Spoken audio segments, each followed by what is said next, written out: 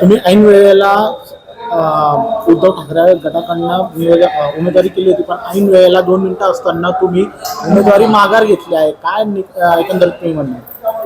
उमेदवारी मी एकनिष्ठ असल्यामुळे मी उमेदवारी करू इच्छित होतो, पण ऑलरेडी असं एका घरोबाचा संबंध आला का ज्या ठिकाणी माझ्या एक साईडला माझ्या जावाई आहे आणि एका साईडला माझ्या भाणेज आहे.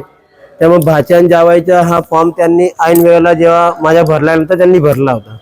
तर मग आता भाच आणि जावाई मग असा घरगोबा संबंध नाही जातो.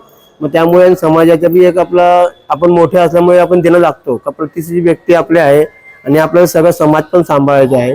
त्यामुळे पक्षाची माझी बांधिलकी जशी की तशी राहील.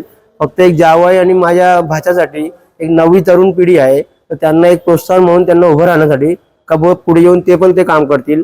माझ्या पक्षाचे काही काम राहिलं तर मी त्यांना सांगून ते पण करावं लागेल. प्रभागाचे काही काम असेल तर म्हणून त्यांनी सांगितलं का तुम्ही मामा काही तुम्ही अडचण घेऊ नका सासरे बुवा, का तुम्ही समाजाच्या तुमच्या प्रभागाचे जे पण कार्यक्रम असेल ते आम्ही स्वतःहून ते करून देऊ आणि तुम्हाला अडचण नाही. म्हणून त्या हिशोबाने मी समाजाच्या दृष्टीने तो मागे घेतला.